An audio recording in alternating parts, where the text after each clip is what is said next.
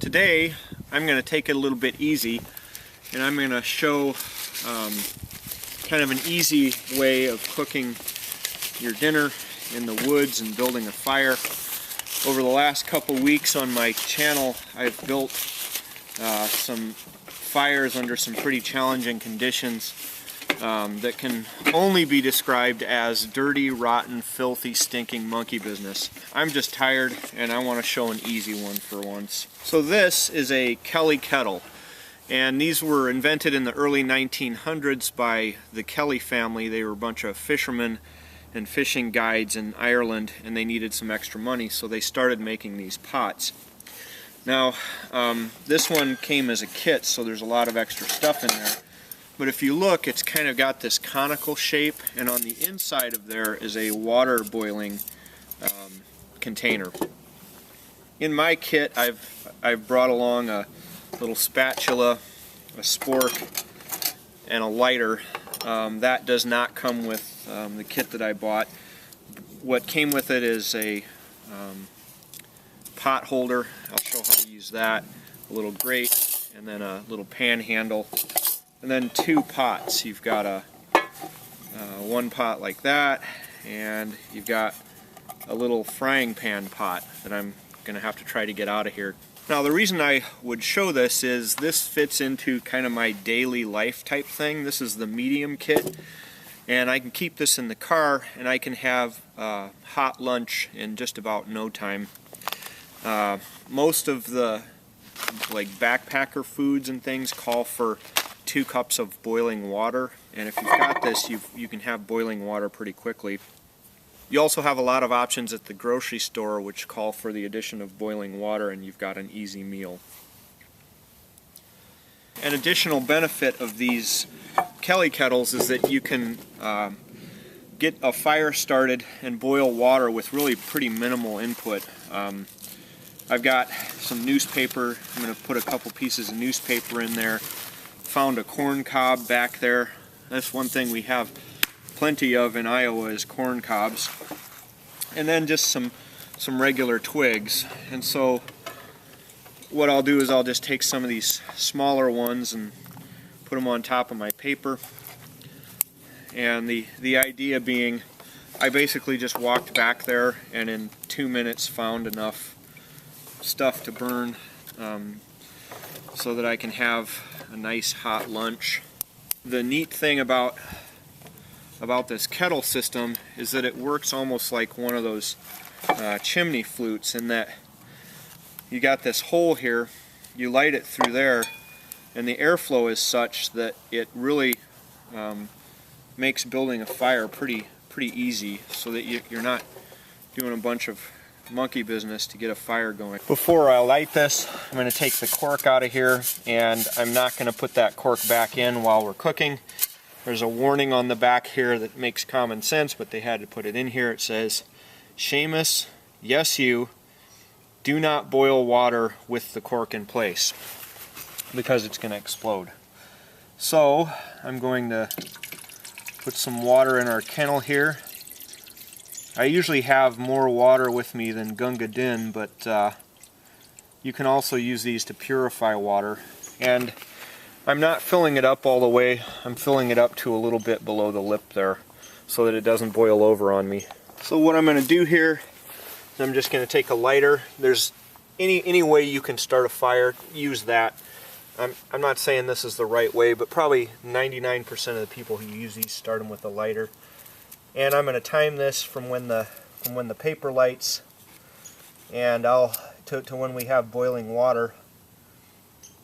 There we go, the paper lit there, and we'll see how long it takes to get boiling water out of this. And you can give it a little bit more air if you want to get it going. The directions say that you want to face this hole towards the wind, but it's kind of a windless day. And now they also say you just kind of start dropping your bigger kindling down through the top. I'm going to do that. And again, this is not, you know, pristine, perfect wood. This is stuff that I kind of picked up back there. And we've had rain for a couple days, so it wouldn't surprise me if this sputters a bit. Also, it's freezing out. So it's going to take a little bit longer to burn this. It's going to take me a little bit more effort because I'm using found, basically damp wood. And that's probably enough. I'm going to show down in there. I brought along a little tea, a grilled cheese sandwich, and one of these shin cups. Now, I'm not sure what a shin cup is, except that it's probably got less meat on it than a thigh cup. We're almost, man, that water's looking good. It's simmering actually. That was a little bit faster than I expected it or desired it. And we're boiling. So now the other thing I'm going to show is when they show how to lift this off the fire, you don't want to put the handle straight up and then lift, because your hand is right over that hot stuff. So you'd take it and hold it out here and lift it off. But I'm not going to pull this off yet. I want to make a grilled cheese sandwich. Actually, this like this like this, and this came with my particular kit.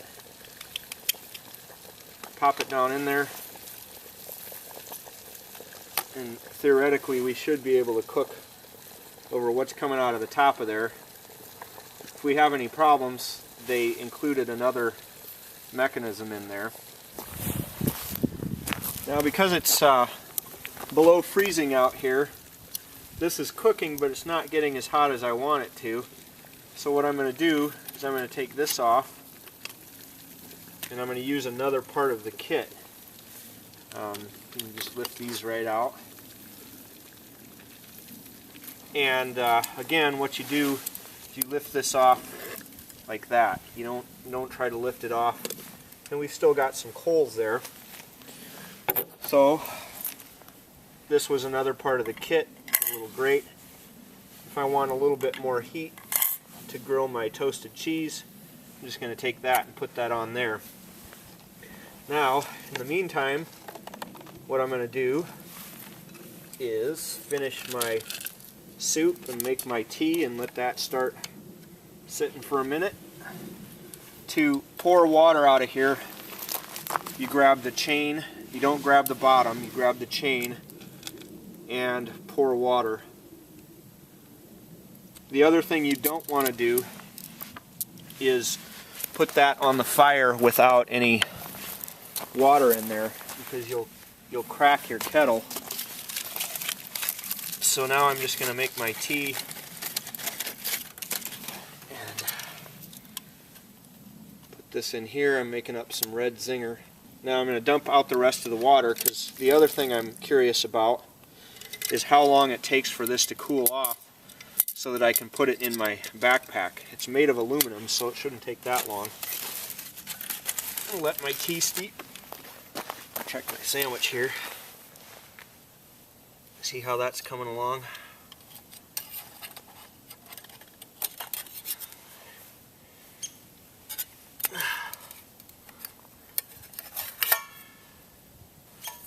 Yeah, look at that. Booyah! That's a toasted cheese sandwich. We got pepper jack, all of that. Good stuff.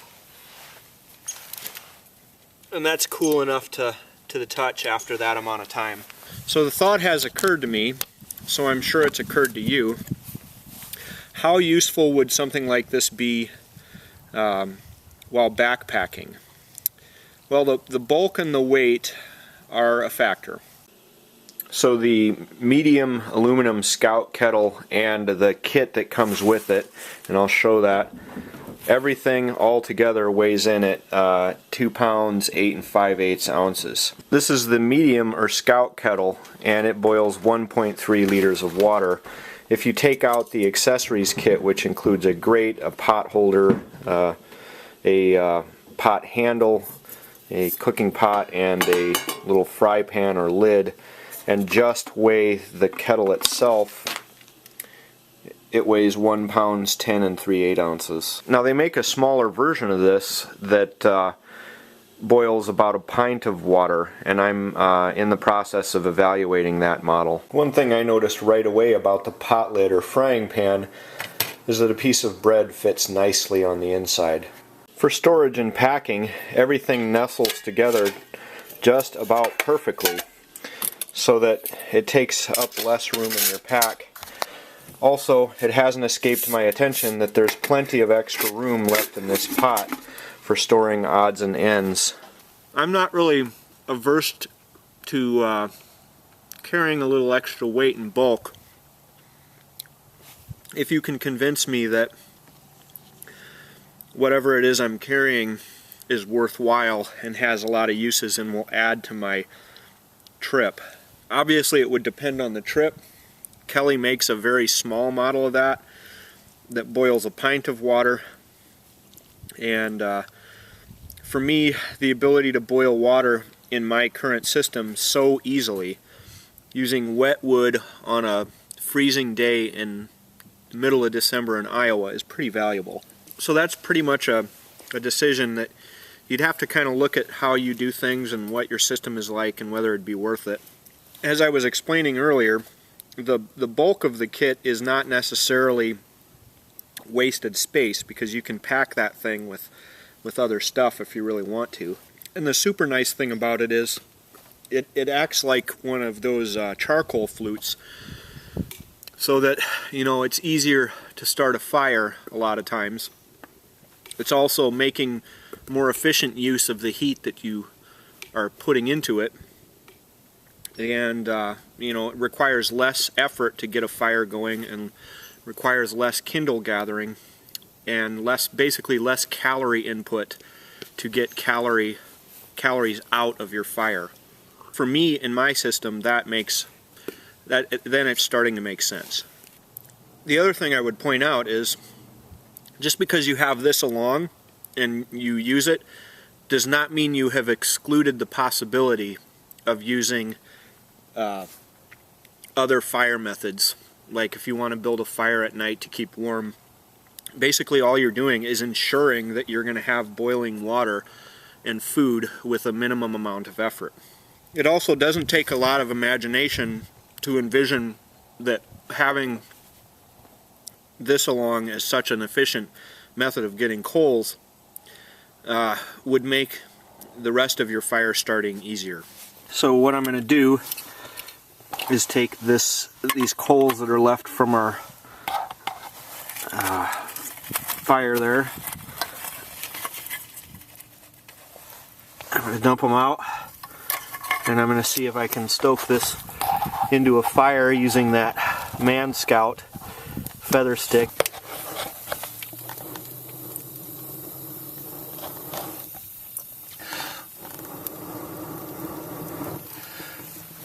There. So if you wish, you can use the leftovers from boiling your water to get another fire kindled. So that's the Kelly Kettle. I have to say I really like it. It's a neat little device. I'm still figuring out how to fit it into my longer term deep wilderness type trips. I know that this is going to make a great addition to the trunk of my car because I like to stop a lot and have a little lunch just like I'm doing today. It's hard for me to argue that soup, a grilled cheese sandwich, and tea in that short amount of time isn't worth, you know, carrying just a little bit of weight in the trunk of my car. And I will work on evaluating the lighter weight model.